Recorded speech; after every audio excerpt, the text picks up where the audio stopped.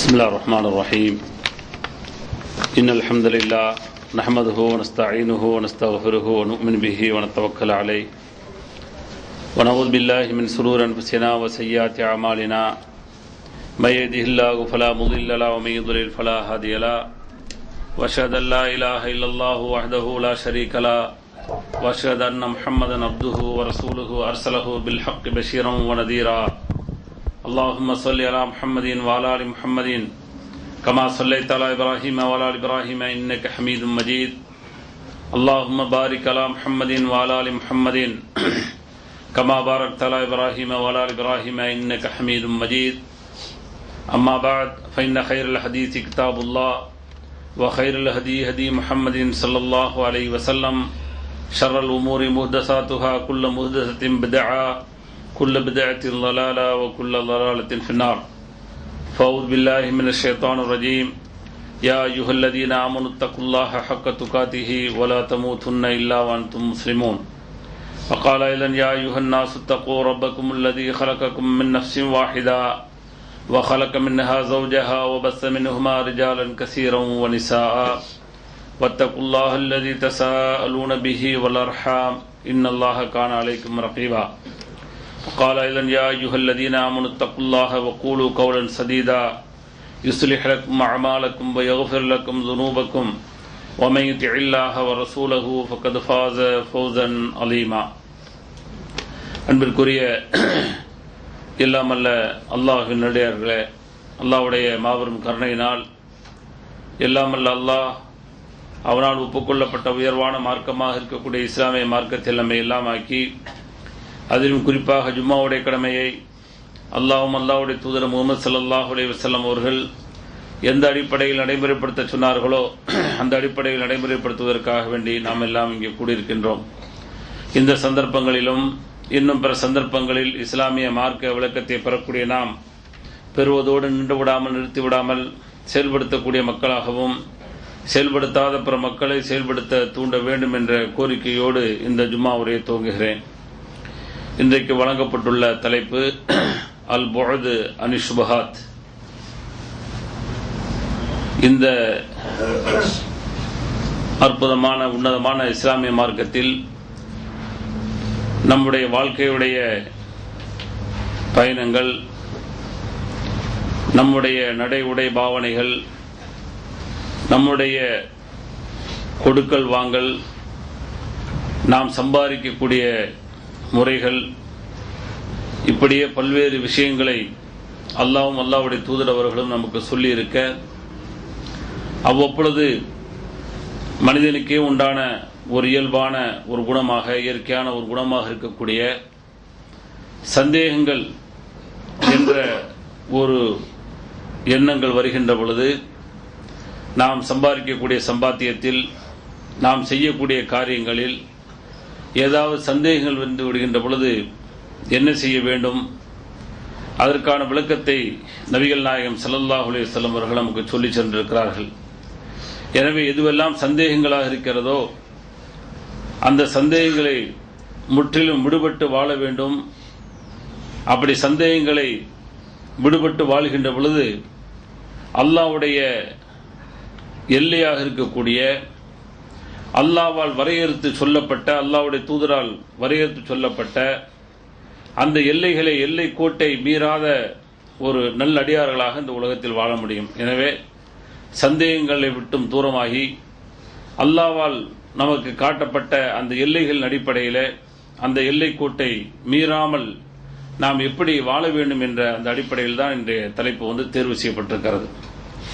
காரணம் என்னவென்று சொன்னால், நபிகள் நாயகம் ஸல்லல்லாஹு அலைஹி வஸல்லம் அவர்கள் நமக்கு மிக தெளிவான ஒரு செய்தியை நமக்கு சொல்லியிருக்கிறார்கள். ஏன்னா சந்தேகம் என்று வருகின்ற பொழுது பெரும்பாலும் எதில் நம்ம சந்தேகம் வருது அப்படின்னு சொன்னால், எது நமக்கு ஹலால் எது நமக்கு ஹராம் என்பதில் தான் அதிகமான சந்தேகங்கள், எது கூடும் எது கூடாது என்பன போன்றவற்றிலே அதிகமான சந்தேகங்கள் ஏற்படக்கூடிய அந்த ஒரு காரணமாக அமைகின்ற காரணத்தினாலே அதையே மையமாக வைத்து நபிகள் நாயகம் ஸல்லல்லாஹு அலைஹி வஸல்லம் அவர்கள் சொல்லக்கூடிய செய்தியை நுஅமான் இப்னு பஷீர் ரலியல்லாஹு அன்ஹு அறிவிக்கக்கூடிய செய்தி புகாரி முஸ்லிம் போன்ற ஹதீஸ் கிரந்தங்களே பதிவு செய்யப்பட்டிருக்கிறது. அவங்க என்ன செய்தி சொல்றாங்க அப்படின்னு சொன்னா, சமீத்து ரசூலுல்லாஹி ஸல்லல்லாஹு அலைஹி வஸல்லம் யகூல், அல்லாஹ்வுடைய தூதர் நபிகள் நாயகம் ஸல்லல்லாஹு அலைஹி வஸல்லம் அவர்கள் சொல்ல நான் கேட்டிருக்கிறேன். யகூல், அல்லாஹ்வுடைய தூதர் சொன்னார்கள், அல் ஹலால் பையின் வல் ஹராமு பையின். ஹலால் என்பது தெளிவாக ஆக்கப்பட்டிருக்கிறது, ஹராம் என்பது கூடாது என்பதும் தெளிவாக ஆக்கப்பட்டிருக்கிறது.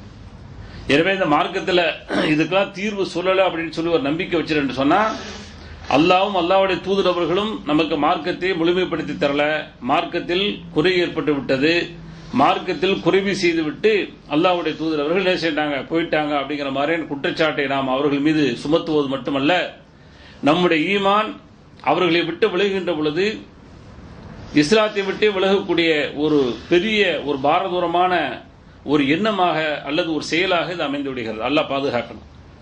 அதனால் நம்முடைய இறை நம்பிக்கை, நம்முடைய இறை விசுவாசம் எப்படி இருக்கணும் அப்படின்னு சொன்னா, அல் ஹலாலு பையின், ஹலால் தெளிவானது, அல் ஹராமு பையின், ஹராமாக்கப்பட்டதும் தெளிவானதுதான். சொல்லிவிட்டு பாருங்க, நபிகள் நாயகம் ஸல்லல்லாஹு அலைஹி வஸல்லம் வார்த்தையில பாருங்க, வ பைனஹுமா முஷப்பிஹாத்துன் லா யஅலமுஹா கஸீரும் மினன் நாஸ். இந்த இரண்டிற்கு இடைப்பட்டதும் உண்டு. ஹலால் எப்படி தெளிவு இருக்கிறதோ, ஹராம் எப்படி தெளிவு இருக்கிறதோ, அதுபோன்று இடைப்பட்ட சந்தேகத்திற்கிடமானவைகளும் உண்டு என்று அல்லாஹ்வுடைய தூதர் அவர்கள் சொல்லிவிட்டு அதோடு நிப்பாட்டுகிறார். லா யஅலமுஹா கஸீரும் மினன் நாஸ். மனிதர்களிலே அதிகமான பேர்கள் இந்த சந்தேகம் இருக்கு பாருங்க, அதை விளங்க மாட்டார்கள். அப்படின்னா என்ன, அதுல போய் விழுந்துருவான். ஹலால் தெளிவா இருக்கும், ஹராம் என்பது தெளிவா இருக்கும், இந்த ரெண்டையும் விட்டுருவான். இந்த ரெண்டுலையும் வழி இல்லாத மாதிரி இந்த இரண்டின் மூலமா நம்முடைய வாழ்க்கையை தேடிக்கொள்ள முடியாது என்பது போல எண்ணிக்கொண்டு எது சந்தேகமாக இருக்கிறதோ, எதில் ஆபத்து இருக்கிறதோ, நம்முடைய ஈமான் பாழ்பட்டு விடுமோ, அது போன்ற விஷயங்களில் அவன் விழக்கூடியவனாக இருக்கிறான். அதிலே தான் அதிகமான மனிதர்கள் இருக்கிறார்கள் என்று அல்லாஹ்வுடைய தூதர்கள் அடையாளம் காட்டுறாங்க. நம்ம அல்லாஹ் பாதுகாக்கணும். எச்சரிக்கை என்ன, ஹலாலை விட ஹராமை விட அல்லாஹ்வும் அல்லாஹ்வுடைய தூதர்கள் சொல்லாத சில விஷயங்கள், அது சந்தேகத்திற்கிடமானவை, அதை விட்டு நீங்கிக் கொள்ள வேண்டும். இது எனக்கு சந்தேகமா இருக்கா, முடிஞ்சு போச்சு, விலகிக்கிறேன் அப்படியே. அதுக்கெல்லாம் தொட்டதுக்கெல்லாம் சந்தேகம் அல்ல. தெளிவு என்பது இல்லாத போது, அது தெளிவுபடுத்தாத பொழுது, அது தெளிவான ஒரு விளக்கமோ அல்ல சட்டங்களோ தெரியாத பொழுது, அதை பற்றி உண்டான அதிகமான ஒரு தேடலை விட்டுவிட்டு அது சந்தேகம் என்று வருகின்ற பொழுது அதை விட்டு விலக வேண்டும் என்று அல்லாஹ்வுடைய தூதர் சொல்றாங்க. ஆனா அதில் தான் அதிகமான பேர்கள் கிடப்பாங்க என்று சொல்லிவிட்டு அதிலிருந்து நாம் விலகி கொண்டால், அதை நாம் பாதுகாத்துக் கொண்டால் நமக்கு என்ன விளைவு ஏற்படுகிறது, நன்மை ஏற்படுகிறது என்பதை சொல்கின்ற பொழுது, ஃபமன் இத்தகல் முஷப்பிஹாத் இஸ்தபர லிதீனிஹி வ இர்லிஹி. யார் அதை பாதுகாத்துக் கொண்டாரோ, அது மாதிரியான சந்தேகங்களை போய் விழுகாமல் தன்னை பாதுகாத்துக் கொண்டாரோ, அவர் தன்னுடைய மார்க்கத்தையும் தன்னுடைய மானத்தையும் பாதுகாத்துக் கொண்டார். அப்படின்னா சரியான மார்க்கத்தில் இருக்கிறாரு, சரியான மனிதனாக இந்த உலகத்தில் வாழ்ந்து கொண்டிருக்கிறார். வமன் வகாஃபி ஷபஹாத், யார் போய் சந்தேகத்தில் விழுந்து விடுகிறாரோ அவருக்கு உதாரணம் சொல்றாங்க.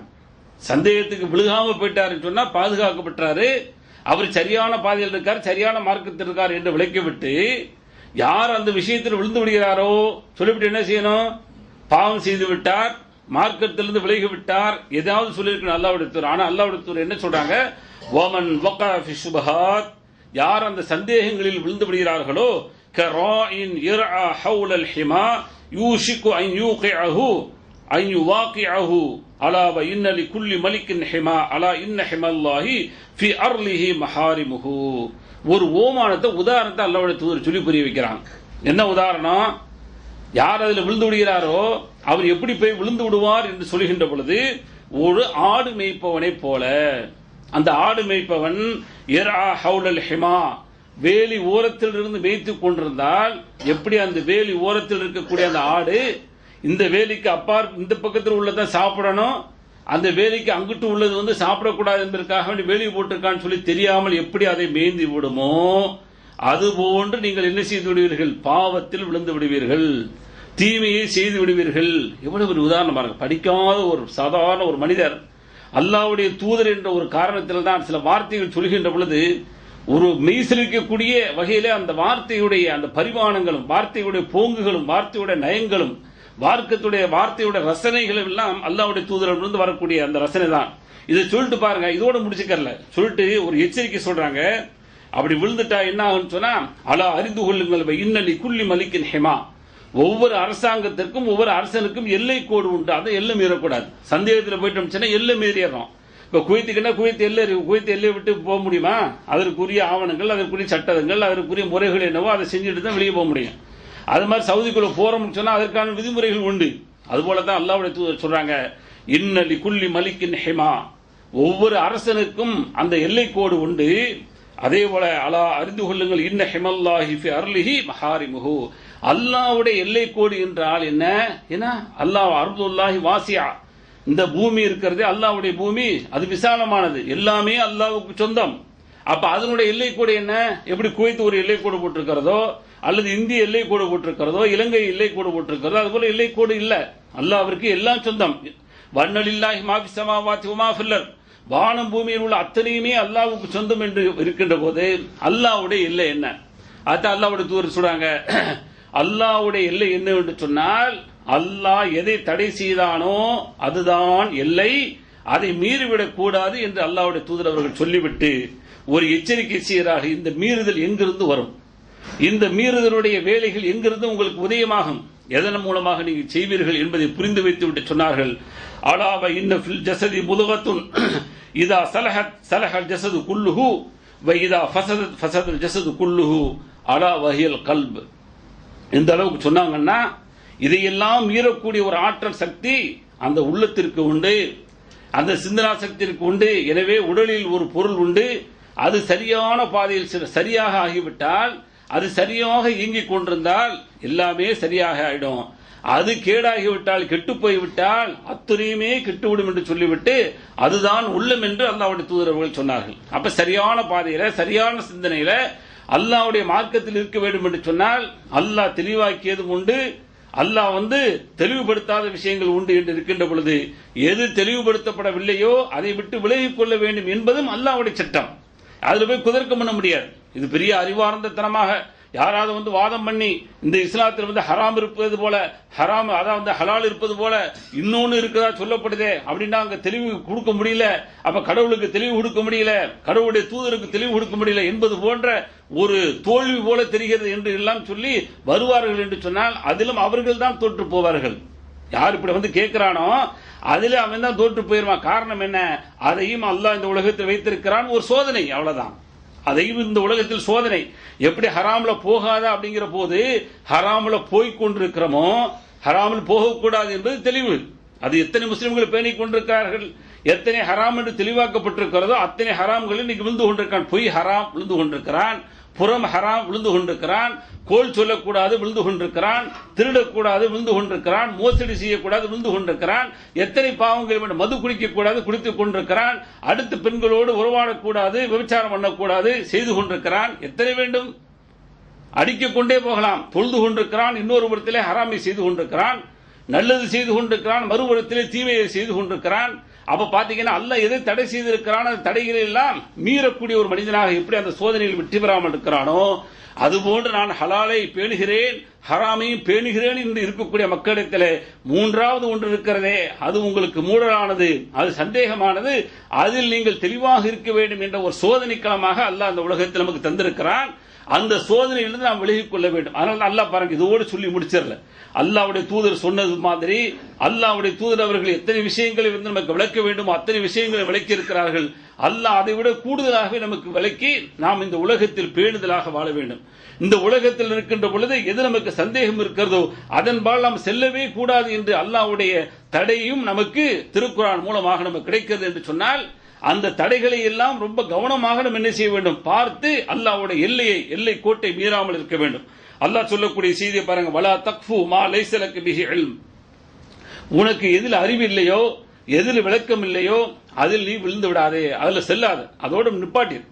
அதுல அறிவு இல்லை அப்படிங்கிறப்ப அதை போய் தோண்டி ஆராய்ச்சி பண்ணி அது தேவையில்லாத ஒரு முடிவுக்கு வந்து என்று சொன்னால் உன்னுடைய விளைவுகள் தீய ஒரு பாதையில் கொண்டு சென்று விடும். எனவே அதை விட்டு எச்சரிக்கை செய்யும் முகமா அல்லாஹ் சொல்கிறான், இன்ன ஸமா வல் பஸர வல் ஃபுஆத குல்லு உலாயிக கான அன்ஹு மஸ்ஊலா, நீங்கள் இப்படி எல்லாம் செய்தால் உங்களுடைய செவித்திறன், உங்களுடைய சிந்தனை திறன், உங்களுடைய பார்வை திறன் அத்தனைக்குமே மறுமையில் கேள்வி உண்டு. எனவே கவனமாக இருந்து கொள்ளுங்கள் என்று சொல்லி அல்லாஹ் எச்சரிக்கை செய்யக்கூடிய அந்த எச்சரிக்கையை பார்க்கிறோம். நபிகள் நாயகம் ஸல்லல்லாஹு அலைஹி வஸல்லம் அவர்கள் அதனால எந்த அளவுக்கு இந்த உலகத்தில் வாழும் போது ரொம்ப பயந்து வந்தாங்க. இந்த உலகத்தில் அல்லாஹ்வுடைய தூதர் ஒரு லட்சாதிபதியாக ஒரு கோடீஸ்வரராக வாழ முடியுமா, முடியாதா? இன்னைக்கு நீங்களும் நானும் அந்த கனவு கண்டு கொண்டிருக்கிறோம். நீங்களும் நானும் லட்சாதிபதிகளாக கோடிகளாக சேர்ந்து கொண்டே இருக்க வேண்டும் என்று சொல்லி ஆசை இல்லாத மனிதன் இல்லவே இல்லை. அப்படி இருந்தவன் சொன்னா பிழைக்க தெரியல, ஒண்ணுமில்லாதவன், அவனை எந்த அளவுக்கு வார்த்தைகள் ரொம்ப தனிமனான வார்த்தைகளை போட்டு மட்டப்படுத்த முடியுமோ இன்றைக்கு மட்டப்படுத்தி கொண்டிருக்கக்கூடிய சூழலில் தான் இன்றைக்கு உலகம் போய் கொண்டிருக்கிறது. அதில் முஸ்லிம் சமுதாயம் விளக்கல்ல சகோதரர்களே. முஸ்லிம்கள் என்ன செய்யறோம், பிழைக்க தெரியாதவன் என்று சொல்லி ஏளனமாக பேசிக் கொண்டிருக்கிறோம். பிழைக்க தெரியாத ஒருவர் இருந்தால் அல்லாஹ்வுடைய தூதரவர்கள் பிழைக்க தெரியவில்லை என்ற குற்றச்சாட்டை எவனெல்லாம் இந்த உலகத்தில் சுமத்துகிறான் அவன் சொல்ல வேண்டும் சகோதரர்களே. அல்லாஹ்வுடைய தூதரவர்களுக்கு பிழைக்க தெரியாதா? 40 வயது வரை அல்லாஹ்வுடைய தூதருடைய பிழைப்பு என்ன? இது சிந்தித்தால் யாராவது அப்படி பேசுவதற்கோ அல்லது எண்ணுவதற்கோ ஒரு ஒரு ஒரு ஒரு நிமிடம் கூட அப்படியாப்பட்ட ஒரு சிந்தனைகளோ அப்படியாப்பட்ட ஒரு எண்ணங்களோ நமக்கு ஒரு காலம் வராத சகோதரர்களே. அந்த அளவுக்கு அடைக்கக்கூடிய வழியைத்தான் அல்லாஹ்வுடைய தூதரவர்களுடைய வாழ்க்கையுடைய பெரும்பாலான பகுதிகள் 40 ஆண்டு கால வாழ்க்கையினுடைய பயணத்தின் போது அல்லாஹ்வுடைய தூதரவர்கள் மிகப்பெரிய அளவிலே எந்த அளவுக்கு என்று சொன்னால் வரலாறுகள் மறைந்து விட்டதா? மறக்க முடியுமா? மறுக்க முடியுமா? மறைக்க முடியுமா? எதுவுமே செய்ய முடியாது. வரலாறு தெளிவு, எல்லோரும் ஏற்றுக்கொண்ட வரலாறு. யாராக இருந்தாலும் சரி உலகத்தில் எல்லோரும் ஏற்றுக்கொண்ட வரலாறு. 25 வயதில் இருக்கின்ற பொழுது ஒரு செல்வ சீமாட்டி அல்லாஹ்வுடைய தூதரவர்கள் திருமணம் செய்யக்கூடிய வாய்ப்பை அல்லாஹ் கொடுக்கிறான் என்று சொன்னால் அந்த நேரத்தில் அவர்கள் யாராக இருந்தார்கள், எப்படியாப்பட்ட வியாபார திறமை இருந்தது, எப்படியாப்பட்ட வியாபாரத்தை செய்தார்கள், வணிக திறமை இருந்தது, எல்லா திறமையும் இருந்த காரணத்தினால்தான் ஒரு நம்பிக்கைக்குரியவராக நாணயத்துக்குரியவராக இந்த உலகத்திலே வெற்றி நடை ஓடக்கூடிய ஒரு மனிதராக அந்த வாலிபர் தெரிந்த காரணத்தினால்தான் எத்தனையோ பேர்கள் வரன் கேட்ட பொழுது கூட அந்த கண்ணியலை இழந்த அந்த விதவியாக வாழ்ந்து கொண்டிருக்கக்கூடிய நம்முடைய தாய் ஹதீஜா ரலியல்லாஹு அன்ஹா அவர்கள் இந்த மணமகனை தேர்ந்தெடுத்தார்கள். 25வது வயதில் என்று சொன்னால் நபியா அறிமுகம் செய்யப்பட்டாரா? அவர் யாராக அங்கு காட்சியளிக்கப்பட்டார்? ஒரு அனாதையாக காட்சியளிக்கப்பட்டார், வசதி இல்லாதவராக காட்சியளிக்கப்பட்டார். இப்படியாப்பட்ட காட்சியளிக்கப்பட்ட ஒரு மனிதரை அந்த அம்மையார் தேர்ந்தெடுத்தார்கள் என்று சொன்னால் அவரிடத்தில் உள்ள ஒரு திறமை சோர்களே, அந்த அளவுக்கு திறமையாக வியாபாரத்திலே கொடிகட்டி பறக்கக்கூடிய அளவிற்கு, வியாபாரத்தில் சிறந்து விளங்கக்கூடிய அளவிற்கு நபிகள் நாயகம் ஸல்லல்லாஹு அலைஹி வஸல்லம் இருந்தார்களே. அந்த நபி ஸல்லல்லாஹு அலைஹி வஸல்லம் அவர்கள் 40ற்கு பின்னாடி ஏன் சில நேரங்களில் பட்டினியோடு இருக்கக்கூடிய ஒரு சூழலுக்கு ஏன் தள்ளப்பட்டார்கள் என்றைக்காவது சமூகம் சிந்தித்ததுண்டா? சமூகத்தில் அவர்கள் ஏற்று வாழ்ந்து கொண்டிருக்கக்கூடிய அவருடைய உம்மத்தாக இருக்கக்கூடிய நாம் சிந்தித்ததுண்டா? அல்லது இன்றைக்கு தலைவர்களாக இருந்து கொண்டு வழிகாட்டுகிறோம் என்று சொல்லக்கூடிய வழிகாட்டிகள் அப்படி சிந்தித்ததுண்டா என்று சொன்னால் இல்லவே இல்லை சோர்கள். இதான் யதார்த்தம். அல்லாஹ்வுடைய தூதருடைய அந்த வாழ்க்கையை பார்க்கின்ற பொழுது இந்த உலகத்தில் ஏழ்மையான பயணம் தான் சிறந்த பயணம் என்பதை அல்லாஹ்வுடைய தூதர்கள் தேர்வு செய்தார்கள். அதனால்தான் ஏழ்மையாகவே வாழ்ந்து ஏழ்மையாகவே மரணிக்கிறேன் என்று அல்லாஹ்வுடைய தூதர்கள் விரும்பி தங்களுடைய வாழ்க்கை பயணத்தை அமைத்துக் கொண்டார்கள். ஆனால் இன்றைக்கு நம்முடைய வாழ்க்கை வசந்தமாக இருக்க வேண்டும், வளம் பெற வேண்டும் என்பதற்காக வேண்டி ஏதாவது ஒரு வழியிலே, அது எந்த வழி, அல்லாஹ்வுக்கும் அல்லாஹ்வுடைய தூதருக்கு பிடித்தமான வழியா அல்லது பிடிக்காத வழியா என்பதையெல்லாம் பார்க்காமல் என்னுடைய அறிவுக்கு சரியாக தெரிகிறது, எனவே இந்த பாதையில் போனால் நான் உயர்ந்து விடுவேன், லட்சங்களை தொட்டு விடுவேன், பல லட்சங்களுக்கு அதிபதியாகி விடுவேன், பல கோடிகளை தொட்டு விடுவேன் என்று சொல்லி இன்றைக்கு அதன் பயணமாக இன்றைக்கு பெரும்பாலான முஸ்லிம்கள் செல்லக்கூடிய ஒரு வாய்ப்பை பார்க்கிறோம் என்று சொன்னால் அங்கதான் அல்லாஹ்வும் அல்லாஹ்வுடைய தூதர்களும் தடை பண்றாங்க. ஏன்னு சொன்னா இன்னைக்கு குறுகிய காலகட்டத்தில் குறுகிய பயணத்தில் வேகமா வளர்றான்னு சொன்னா அங்கே அலசி பார்க்க வேண்டும் சோர்களே. அங்கே ஏதோ கோளாறுகள் இருக்கிறது, அந்த பயணத்தில் ஏதோ குளறுபடிகள் நடக்கிறது, அதிலே விரைந்து விழக்கூடிய ஈசல்களை போல அவனுக்கு அங்கே பொருளாதாரம் விழுகிறது என்று சொன்னால் அங்கே அவன் சுதாரித்துக் கொண்டு சற்று அங்கும் இங்குமாக திரும்பி பார்த்து நமக்கு வரக்கூடிய அந்த பொருளாதாரத்தின் வழிமுறைகள் சரியான முறையில் வருகிறதா என்று ஆய்வு செய்து பார்த்தால் நிச்சயமாக அவன் வெற்றியை பெற முடியும். ஆனால் அல்லாஹ்வுடைய தூதருடைய அந்த வாழ்க்கையில பாருங்க, எவ்வளவு பெரிய பட்டினி எல்லாருக்கும் தெரியும். பல வேளைகளில் கல்லை கட்டி இருக்கக்கூடிய சூழல், போர்க்களத்தில் கூட அந்த பசியோடு போர்க்களத்தை சந்தித்த வரலாறுகள் எத்தனை உண்டு.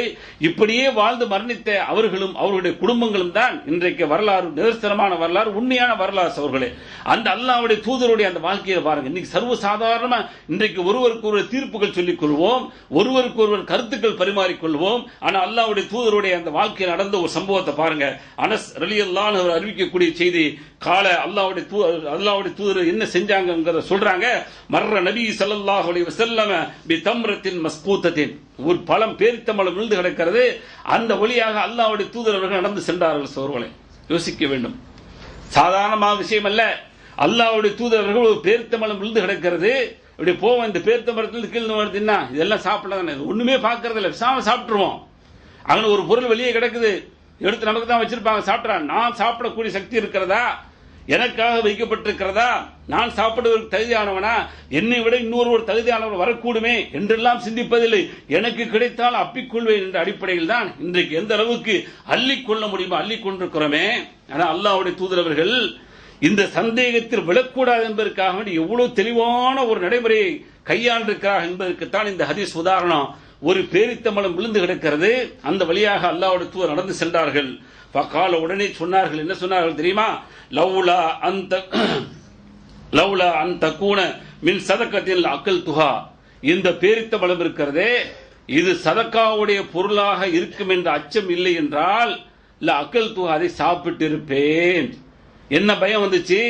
எந்த சதக்கா அவர்களுக்கு ஹராமோ தடையோ, எந்த சதக்கா பொருள்கள் அல்லாஹ்வுடைய தூதர் அவர்களுக்கும் அவருடைய குடும்பமும் சாப்பிடக்கூடாதோ அந்த சதக்காவுடைய பொருளாக இருந்திருக்க கூடாது. அப்படி இருந்துருமோ என்ற ஒரு அச்சத்தின் காரணத்தால அது தேவை, பசி, அதை சாப்பிட்டால் பசி போகும் என்ற நிலை இருக்கின்ற பொழுது அல்லாஹ்வுடைய தூதர் சொல்றாங்க அதை அவர்கள் சாப்பிடவில்லை. இது புகாரில் வரக்கூடிய செய்தி. எந்த அளவுக்கு பேணுதல், எந்த அளவுக்கு பேணுதல் சோர்களே. இன்றைக்கு மூடலாக தெரிந்தால் அதை உடைத்து சட்டங்களை எப்படியாவது வளைத்து நான் செய்வதற்கு அது சரியாக அது அமைந்துவிட வேண்டும் என்று சொல்லி ஒவ்வொருவரும் எதிர்பார்க்கிறோம். இதான யதார்த்தம்.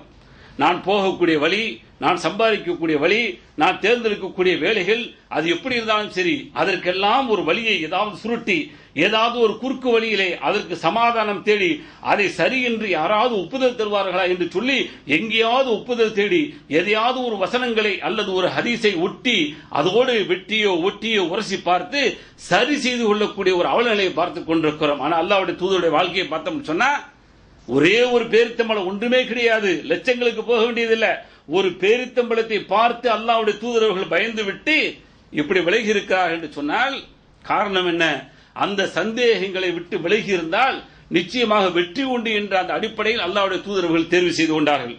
அதே மாதிரி பாருங்க, அதாவது எச்சரிக்கை பண்ணாங்க.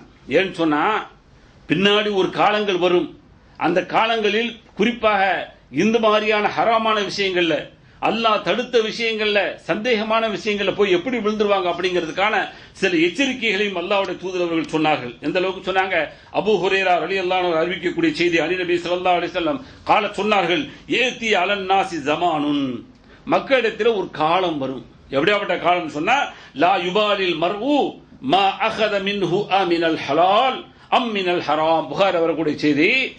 எப்படி பொருட்படுத்த மாட்டான்னு சொன்னா, எது ஒன்றுமே கிடைத்தால் இது ஹராமா ஹலாலா என்பதை பொருட்படுத்தாமல் எதுவா இருந்தா நமக்கு என்ன, அது நமக்கு அனுபவிக்குவதற்காக கிடைத்து விட்டது, எனவே அனுபவித்துக் கொள்வோம் என்று சொல்லி டோன்ட் கேர் அப்படிங்கிற மாதிரி அதை ஒண்ணுமே பொருட்படுத்தாமல் ஹராமா ஹலாலா என்று பார்க்காமல் வேறுபடுத்தாமல் அப்படியே அவன் அதை அனுபவித்துக் கொள்வான் என்று அல்லாஹ்வுடைய தூதரவர்கள் எச்சரிக்கை செய்த அந்த எச்சரிக்கையை பார்க்க சோழர்களே. அதனால்தான் அல்லாஹ்வுடைய தூதரவர்கள் ஒரு உதாரணத்தை சொன்னாங்க. எந்த அளவுக்கு உதாரணம் சொல்றாங்கன்னு சொன்னா, இன்னைக்கு அந்த பொருளாதாரத்தை எப்படி எல்லாம் திரட்டுவதற்கு அது குறுக்கான பாதைகள் இருந்தாலும் தேர்வு செய்து கொண்டிருக்கிறோமே, அது சந்தேகமா இருந்தா கூட அந்த சந்தேகத்தில் போய் சர்வசாதாரணம் விழுந்து கொண்டிருக்கிறோமே. அல்லாஹ்வுடைய தூதரவர்கள் ஒரு உதாரணத்தை ஓமானத்தை சொன்னார்கள். அபூ ஹுரைரா ரலியல்லாஹு அன்ஹு அறிவிக்கக்கூடிய செய்தி, கால ரசூலுல்லாஹி ஸல்லல்லாஹு அலைஹி வஸல்லம் அல்லாஹ்வுடைய தூதர் சொன்னாங்க, லா யஹ்திப அஹதுக்கும் ஹுர்ம ஜுஸ்மதன் அலா லஹ்ரிஹி கைருல் லஹு மின் அன் யஸஅல அஹதன் ஃபயூதிஹி அவ் யம்னஅஹு. புகாரில் வரக்கூடிய செய்தி, உங்களில் ஒருவர் யாசிப்பதை விட அப்படி யாசிக்கின்ற பொழுது அந்த யார் போய் கேட்கிறானோ அவனுக்கு கொடுக்கப்படலாம் அல்லது தடுக்கப்படலாம், விரட்டப்படலாம். அதை விட எது சிறந்தது என்று சொன்னால், விறகு கட்டை முதுகில் சுமந்து அதை விற்று அவன் சாப்பிடுவது இருக்கிறதே அது சிறந்தது இப்படி யாசிப்பதை விட என்று அல்லாஹ்வுடைய தூதர் சொல்றான். உழைத்து வாழ், அந்த உழைத்து வாழக்கூடிய அந்த உழைப்பு கூட ஒரு கடுமையான உழைப்பாக இருந்தால் அதற்கு அல்லாஹ் கூலி தருகிறான். எனவே உழைத்து வாழுவதை விட்டும் சோம்பேறியாக ஆகிவிடாது என்று சொல்லி அல்லாஹ்வுடைய தூதரவர்கள் உதாரணத்தை சொல்லி இப்படித்தான் உலகில் நம்முடைய பயணம் இருக்க வேண்டும் என்று சொல்லி அல்லாஹ்வுடைய தூதரவர்கள் எதிர்பார்க்கிறார்கள். அல்லாஹ் என்ன எதிர்பார்க்கிறான்? அல்லாஹ் சொல்லக்கூடிய எச்சரிக்கை பாருங்க, யா அய்யுஹல்லதீன ஆமனு, விசுவாசிகளை என்று அழைத்து விட்டு, லா துஹர்ரிமு தய்யிபாத்தி மா அஹல்லல்லாஹு லக்கும், அல்லாஹ் உங்களுக்கு எதை ஹலாலாக்கினானோ அது போன்ற நல்ல பொருளை நீங்கள் ஹராமாக்கி கொள்ளாதீர்கள். அல்லாஹ் என்ன செஞ்சான்? அல்லாஹ் ஹலாலாக்கினதை நீங்கள் ஹராமாக்க கூடாது, அதே போல அல்லாஹ் ஹராமாக்கியதை ஹலாலாக்க கூடாது, ரெண்டுமே செய்யக்கூடாது. இங்க என்ன எச்சரிக்கிறான்? அல்லாஹ் ஆகுமாக்குவதை கூட என்ன செய்யக்கூடாது, நீங்கள் ஹராமாக்க கூடாது. வலா தஅதது, நீங்கள் வரம்பு மீறி விடாதீர்கள். அல்லாஹ் தான் சொல்றான், எதற்கான வரம்பு ஹத் எல்லை உண்டு. இன்னல்லாஹ லா யுஹிப்புல் முஅ்ததீன், யார் வரம்பு மீறுகிறார்களோ அந்த வரம்பு மீறக்கூடிய மனிதர்களை அல்லாஹ் நேசிக்கவே மாட்டான் என்று சொல்லக்கூடிய செய்தி சூரத்துல் மாயிதாவில் 87வது வசனமாக இடம்பெற்றிருக்கிறது. அதே அல் பக்ரால 229 சொல்கின்ற பொழுது வமை யதஅத்த ஹுதூத் அல்லாஹ், அல்லாஹ்வுடைய எல்லை யார் மீறுகிறாரோ ஃபஉலாயிக ஹுமுல் ஸாலிமூன், அவன்தான் அநியாயக்காரன் என்று அல்லாஹ் எச்சரிக்கை செய்தியை பார்க்கிறோம். ஆனால் அல்லாஹ் என்ன எதிர்பார்க்கிறான், யா அய்யுஹல்லதீன ஆமனூ என்று சொல்லிவிட்டு குலூ மின் தய்யிபாத்தி மா ரஸக்னாக்கும், நாம் கொடுத்த நல்லவற்றிலிருந்து நீங்க சாப்பிடுங்கள், எதையுமே கெட்டதை சாப்பிடாதீங்க, அசுத்தத்தை சாப்பிடாதீங்க, அசூசை சாப்பிடாதீங்க, நான் எதை தடை செய்தனோ அதை சாப்பிட்டு விடாதீர்கள் என்று சொல்லி அல்லாஹ் எச்சரிக்கை செய்யக்கூடிய அந்த எச்சரிக்கையை பார்க்கிறோம். இன்றைக்கு ஹராமை பொறுத்த வரைக்கும் எத்தனை தடைகள் இருந்தாலும் இன்றைக்கு வட்டியில் போய் சர்வசாதாரணமாக விழுந்து கொண்டிருக்கிறார். இங்க இருந்து பணம் அனுப்புவது கொஞ்சம் தாமதம் ஆயிட்டுன்னு சொன்னா அந்த பணத்து வர்ற வரைக்கும் கொஞ்சம் பொறுமையோ அல்லது அக்கம் பக்கங்கள் உறவுகளிடத்தில் வாங்கி அதை செலவழிக்கக்கூடிய மனப்பக்குவமோ அல்லது அந்த நேரத்தில் செலவழிக்காமல் பட்டினி கிடந்து சாகக்கூடிய சாவு அல்ல. ஏதோ ஒரு புறத்தில் ஓரளவுக்கு சமாளிக்கக்கூடிய நிலை இருந்தாலும் பெருநாள் தினத்திற்காக வேண்டி நாம் அனுப்பக்கூடிய அந்த பணம் போய் லேட் ஆயிருச்சுன்னு சொன்னா உடனே போய் நகைகளை கொண்டு போய் அடகு கடையில் வைத்து அங்கே வட்டிக்கு வாங்கி அவர்களுடைய தேவையை பூர்த்தி செய்யக்கூடிய இன்றைக்கு அவலங்கள் குறிப்பாக ஒவ்வொரு முஸ்லிம்களுடைய ஊடுகளிலும் நிறைந்து கிடக்கிறது என்று சொன்னால் எங்க போய் சொல்றது? ஹராமிலே போய் விழுந்துட்டு இருக்கிறோம் சொன்னா இந்த ஹராமுக்கும் ஹலாலுக்கும் இடைப்பட்டதை பொறுத்தவரை அல்லாஹ்வுடைய தூதர் அவர்கள் இன்னும் மோசமானது இருக்கிறாங்க. அது மாதிரி விஷயங்கள் எத்தனை உண்டு. இன்ஸ்டால்மெண்ட் பாத்தீங்கன்னா இன்ஸ்டால்மெண்ட் சர்வசாதாரணம் விழுந்துட்டு இருக்கிறான். இன்ஸ்டால்மெண்ட் இன்னைக்கு ஊர்களில் பைக் வாங்குறது, கார் வாங்குறது, அதே போல இந்த வளைகுடால் அதே போன்று கார் வாங்குறது, இன்னும் ஊர்களிலே எதையெல்லாம் சில்லறை பொருட்களாக குறிப்பாக இந்த எதற்காக வேண்டிய இந்த இன்ஸ்டால்மெண்ட்டை தர்றாங்களோ அதுக்கெல்லாம் வாங்குறது.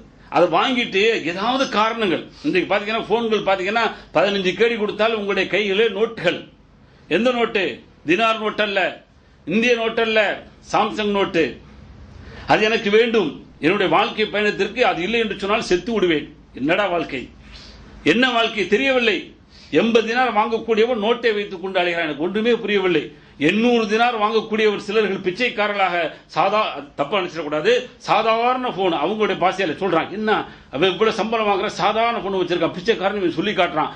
இவன் 80 தினார்கள் 100 தினார்கள் அதிகபட்சமாக 150 தினார்கள் வாங்கக்கூடியன்னு பாத்தீங்கன்னா என்ன வந்துகிட்டு இருக்குன்னு சொல்றான்.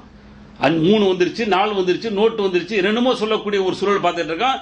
எதெல்லாம் நமக்கு தேவையில்லை என்று சொல்லி விலகி இருக்கிறோமோ அதெல்லாம் அவர்களுக்கு தெரிந்து கொண்டிருக்கிறது. இன்னும் எந்த அளவுக்கு என்று சொன்னால் வாங்கிட்டு அதை எப்படி ஆபரேஷன், அது என்னது ஆபரேட் பண்ணணும், அதை எப்படி அதனுடைய இதெல்லாம் செய்யணும் அப்படிங்கிறது கூட தெரியாம அதை பத்தி ஒரு ஞானமும் அறிவும் இல்லாமல் இன்றைக்கு அதை எப்படியாவது வாங்கிக் கொள்ள வேண்டும்.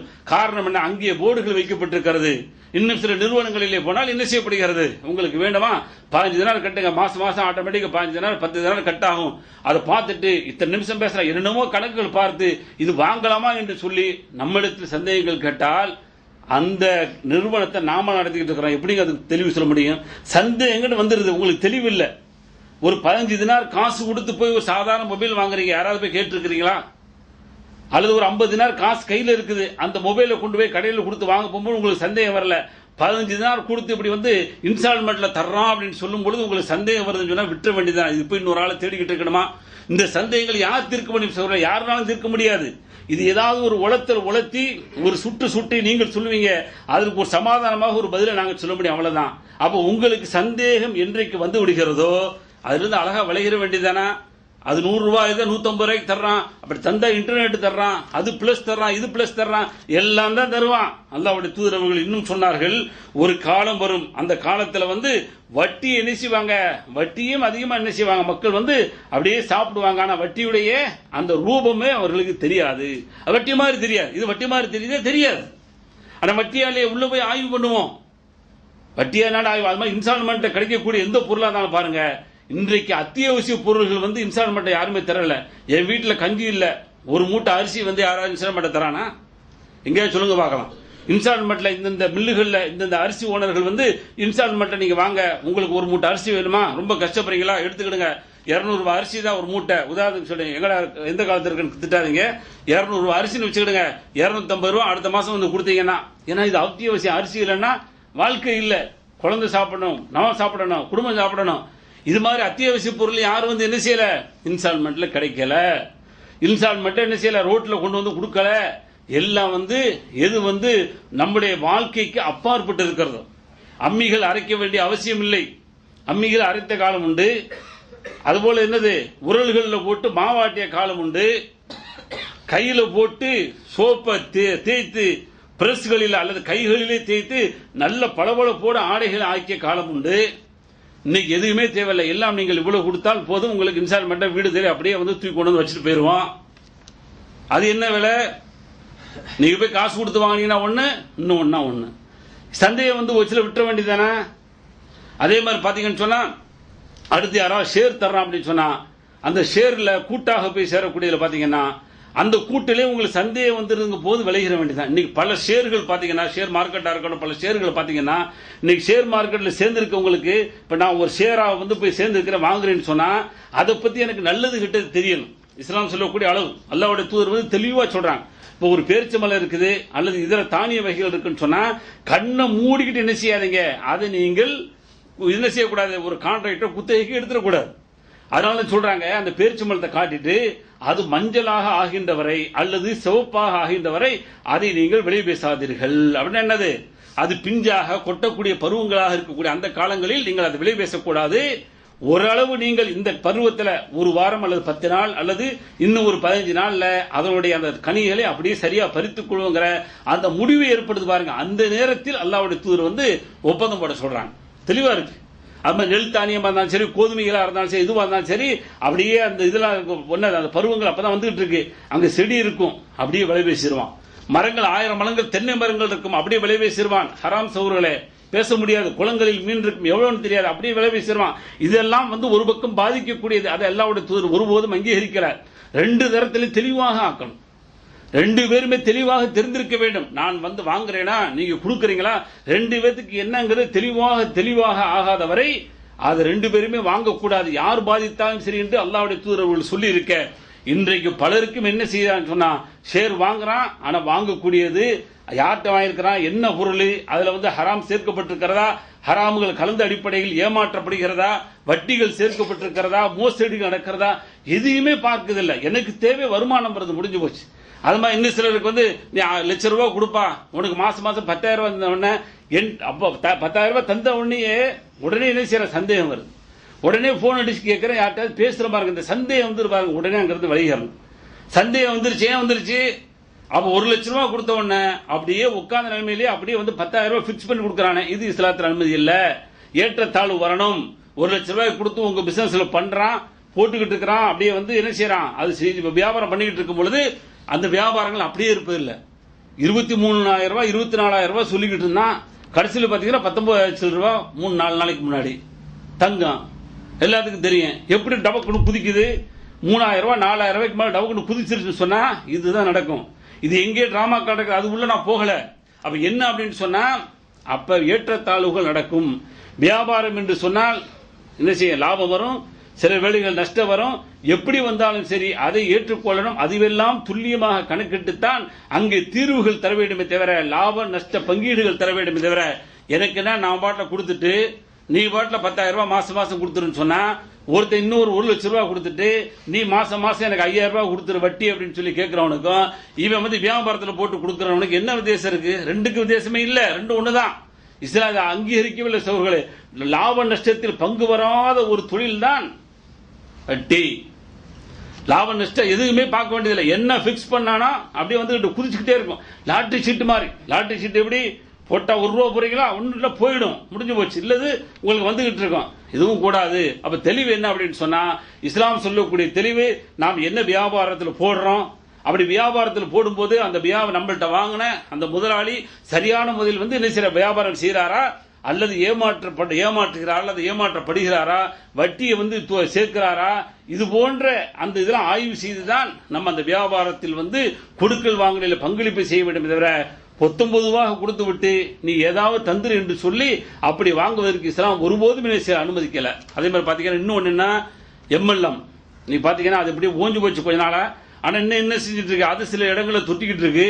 அதுக்கு சில ஆளுங்க பாத்தீங்கன்னா கொடி பிடிச்சிட்டு அந்த பிசினஸ் என்ன செய்யறாங்க, ஆளுகள் பிடிச்சி கொடுக்கக்கூடிய அந்த வாடிக்கையை பார்க்கிறோம். மல்டி லெவல் மார்க்கெட், சங்கிலி தொடர் மார்க்கெட் அப்படி சொன்னா சங்கிலி தொடர் இல்ல, அது ஃப்ராட் ஏமாற்று அந்த அளவுக்கு செய்யக்கூடிய ஒரு சூழலை பார்த்துட்டு இருக்கிறேன்னு சொன்னா எதில் சந்தேகம் வருது சகோதரர்களே அதை அப்படியே அழகா விளைவிக்கிடுங்க. சந்தேகம் இல்லாத எத்தனையோ பொருள் உண்டு. ஒரு டீ தூள், சாதாரண டீ தூள் பாத்தீங்கன்னா இன்னைக்கு லிப்டனா இருக்கட்டும், இன்னைக்கு மத்த கம்பெனியா இருக்கட்டும், ரெட் லேபிளா இருக்கட்டும், எதுவாக இருந்தாலும் போனீங்கன்னா சாதாரண ஒரு விலை, ஒரு 60 தினார் 1 தினார் கொடுத்தீங்கன்னா ஒரு டப்பா வாங்கிட முடியும். ஆனா இந்த மாதிரியான மார்க்கெட்டிங்ல உள்ளது பாத்தீங்கன்னா அதுக்குன்னு சொல்லி தனி விலை. இந்த தனி விலை எதுக்கு வைக்கிறான் எல்லாத்துக்குமே தெரியும். இது கொள்ளை லாபங்கள். இந்த லாபங்கள் வைத்து யாரெல்லாம் சங்கிலி தொடர சேர்த்து வரானோ அவனுக்கு பூரா ஒரு பக்கத்து ஷேர் போயிட்டு இருக்கு. என்னன்னு கேட்கிறேன். சோம்பேறித்தனமாக உட்கார்ந்து எந்தவான உழைப்பை செய்யாமல், அதை பற்றி உறுதியாக தெரிந்து கொள்ளாமல், அதை பற்றி ஒன்றுமே அறிவில்லாமல் இப்படி சம்பாதிக்கக்கூடிய சம்பாத்தியங்கள் இன்றைக்கு உலகத்தில் பல வகைகளை வலைவீசப்பட்டுக்கிட்டு இருக்கு. சகோதரர்கள் அல்லாஹ் பாதுகாக்கணும். நாம் உழைக்கிறோமா கொஞ்சமா இருந்தாலும் சரி, அல்லாஹ் அதில் தான் பரக்கத் தருவான். கொஞ்சமா தான் அதில் தான் அபிவிருத்தி கிடைக்கும், அதில் தான் அல்லாஹ்வுடைய அருள் கிடைக்கிறது. ஹராம் உள்ள வந்துருச்சுன்னு சொன்னா அது எல்லாமே அழிஞ்சு போறது மட்டுமல்ல, நாம் எதையெல்லாம் ஹலால்ல உள்ள போட்டுக்கிறோமோ அதையும் சேர்த்து ஹராமாக்குது. அல்லாஹ் பாதுகாக்கணும். அதனால அல்லாஹ்வுடைய தூதரவர்கள் மிக பயந்தார்கள். அது மட்டுமல்ல, அல்லாஹ்வும் எச்சரிக்கை செய்யக்கூடிய எச்சரிக்கை என்ன? உமையத் அத்த ஹுதூத் அல்லாஹ் ஃபஉலாயிக ஹுமுல் ஸாலிமூன். அல்லாஹ்வுடைய அந்த ஹத்தை, எல்லையை யார் மீறி விடுகிறார்களோ அவர்கள் நிச்சயமா அநியாயக்காரர்கள் என்று அல்லாஹ் சொல்லக்கூடிய செய்தியை பார்க்கிறோம். எனவே ஹராம் என்பது தெளிவு, ஹலாலும் தெளிவு, இடைப்பட்டது சந்தேகங்கள் அதை விட்டு நீங்கி முழுமையாக எதுவாக இருந்தாலும் சரி. ஒரு தொழுகிறன்னு சொன்னா கூட சந்தேகத்தை விட சொன்னாங்க. எந்திரிக்கிறீங்க, தொழுதுட்டு இருக்கும்போது 1 2 2 தான் சந்தேகம், 1 தெளிவு, 3 4 3 தான் தெளிவு, 4 சந்தேகம். அப்போ 3 எடுத்துக்கிடுங்க, சந்தேகத்தை விட்டுருங்க, சந்தேகம் இல்லாத பக்கம் போங்க. அல்லாஹ்வுடைய தூதர் தெளிவா சொல்றாங்க. எல்லாத்துக்குமே வழி உண்டு சகோதரர்களே. அதனால தலையை பீத்து கொண்டு இருக்க தேவையில்லை.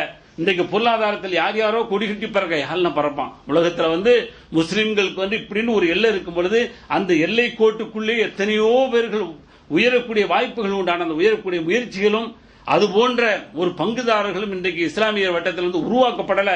அது உருவாக்கினால் நிச்சயமாக பல வெற்றிகளை, பல லட்சியங்களையும் இந்த உலகத்தை நம்மால் கொடுக்க முடியுமான என்ன செய்யற அதற்கான ஒரு வழிகாட்டுதலும், அதற்கான வழிகாட்டக்கூடிய அந்த வழிகாட்டுதல் மட்டுமல்லாம அப்படியாப்பட்ட ஒரு உறவுகள் நம்மிடத்தில் இல்லாத ஒரு காரணத்தினால நம்ம மைனஸா இருக்கிறோம்.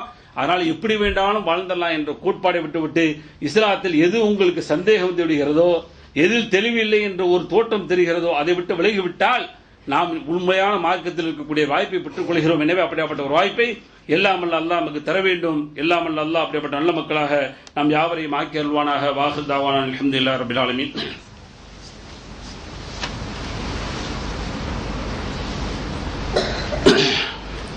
பிஸ்மில்லாஹிர் ரஹ்மானிர் ரஹீம்.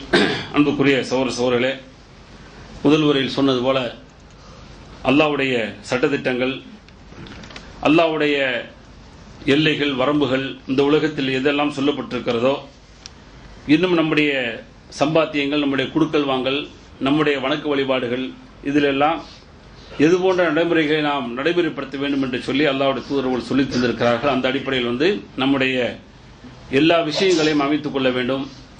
அதே சமயத்தில் உலகத்தில் நாம் வாழ்கின்ற பொழுது அவ்வப்பொழுது அல்லாஹ்வுடைய அந்த சோதனைகள் வருகின்ற பொழுது அந்த சோதனைகளை வேதனையாக அப்படி பேசிக்கிட்டே இருக்கக்கூடாது. இப்போ உதாரணத்துக்கு பூகம்பம் அப்படின்னு சொன்ன உடனே இந்த பூகம்பத்துடைய செய்தி குவைத்தில் உள்ளவங்களுக்கு தெரியுதோ இல்லையோ, லேசான ஒரு பூகம்பம் வந்துச்சு, அது மாதிரி ஈரான்ல பாகிஸ்தான்ல வந்துருச்சு அப்படிங்கிற செய்தி இந்த குவைத் மக்களுக்கு தெரியுதோ, ஊரில் தெரிஞ்சுட்டு உடனே போனுக்கு மேல போன் சில இடங்கள்ல பண்ணிட்டு பாத்தீங்கன்னு சொன்னா, அதாவது என்ன சொல்லுவாங்க தமிழ்ல, அரண்டவனுக்கெல்லாம் இருண்டதெல்லாம் அரண்டவனுக்கு பயங்கர மாதிரி. அப்படி எதை எடுத்தாலும் நம்ம பயப்பட, எதுக்கு பயப்படணும்? அல்லாஹ் நம்ம இந்த உலகத்தில் அனுப்பிட்டான், என்னைக்கு கூப்பிடறானோ போயிடணும், அவ்வளவுதான். போவதற்கு ரெடியா இருக்கணும். அப்படின்னா என்ன? அல்லாஹ்வுடைய மார்க்கத்தோடு எப்பவும் இணைஞ்சிருக்கணும். அல்லாஹ்வுடைய தூதர் சொன்ன போல அந்த சந்தேகத்தை விலகி அல்லாஹ்வுடைய மார்க்கத்தில் தெளிவா இருக்கணும்னு சொன்னா நமக்கு எந்த பயமும் கிடையாது. எப்ப அல்லாஹ் கூப்பிட்டாலும் போவோம் அப்படிங்கிற மன நிம்மதியோடு இருக்கணும். நான் இங்க இருக்கிற பொண்டாட்டி எங்கிட்ட இருந்தா என்ன, பொண்டாட்டி பிள்ளையோடு ஒன்னா இருக்கிறவங்க எல்லாருமே ஒன்னா அடக்கம் பண்ண போறது இல்லையே. புருஷன் மூத்தா போற முன்னாடி அல்லது பொண்டாட்டி மூத்தா போவோம், அல்லது புள்ள மூத்தா போகும், அல்லது வாப்பா அம்மா அத்தா அம்மா மூத்தா போகும். இதான் நடந்துட்டு இருக்கு உலகத்துல. எல்லாரும் ஒட்டுமொத்தமா ஒரு வீட்டுல ஒருத்தர் மூத்தாப்பட்ட எல்லாரும் ஒன்னா மூத்தா போறாரோ, எல்லாத்தையும் ஒன்னா அடைக்கிறாங்க இல்லையே. எப்படிலாம் கற்பனை? நான் இங்க இருக்கிறேன், அவங்க அங்க இருந்தா இருக்கட்டும். அல்லாஹ் அப்படிதான் நான் சொன்ன யாரும் தடுக்க முடியாது.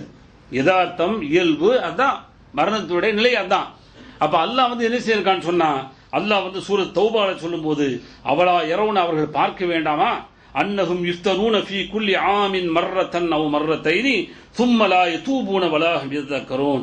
அவர்கள் ஒரு ஆண்டுக்கு ஒரு தடவையோ அல்லது 2 தடவையோ சோதிக்கப்படுவோம் என்பதை அவர்கள் பார்க்கவில்லையா இல்ல கேட்கிறான். இப்ப சோதனை இந்த உலகத்தில் அப்பப்ப வரும். பயங்கரமான இது யாரும் எதிர்பார்த்தாங்களா? சுனாமி யாரும் எதிர்பார்த்தாங்களா? 2004 வந்த சுனாமி, அந்த பேரலை பேராபத்து யாராவது எதிர்பார்த்தாங்களா? ஒரு அலை சாதாரண கடல்ல போய் இங்க உள்ள குவைத்து கடல்ல போய் நின்று பாத்தீங்கன்னா அண்ணன் அலையே இல்லை அப்படின்னு சொல்லி நமக்கு நாமளே விமர்சனம் பண்றோம். நம்ம ஊர் கடலை பார்த்தீங்கன்னா பயங்கர ஆர்ப்பரிச்சுட்டு வரும்னு சொல்லி அந்த ஆர்ப்பரிப்பு பனைமரம் கூட அளவுக்கு வந்துச்சுன்னு சொன்னா எந்த விஞ்ஞானி தெரியுமா? யாராவது கண்டுபிடிச்சா? இன்ன வரைக்கும் அதுக்கு தீர்வு இருக்கா? இல்ல. அல்லாஹ்வுடைய கையில் இருக்கு. அல்லாஹ் கொடுப்பேங்கிறான்.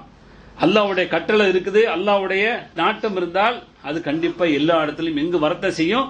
அதனால அல்லாஹ்வுடைய அந்த நாட்டத்தின் அடிப்படையில் அல்லாஹ்வுடைய அந்த ஏற்பாடு நடக்கின்ற பொழுது நாம் பொறுமை காக்க வேண்டுமே தவிர அதை பற்றி தவறான விமர்சனங்களோ தவறான எண்ணங்களோ நாம் இப்படி இருந்தா அப்படி இருந்திருப்போம், நான் லீவ்ல போனேன் அல்ல லீவ்ல நான் அங்க இருந்தேன், இதெல்லாம் இல்லை. எங்க இருந்தா அங்க வந்தா அங்க மலக்கு மூத்து வந்தா முடிஞ்சு போச்சு.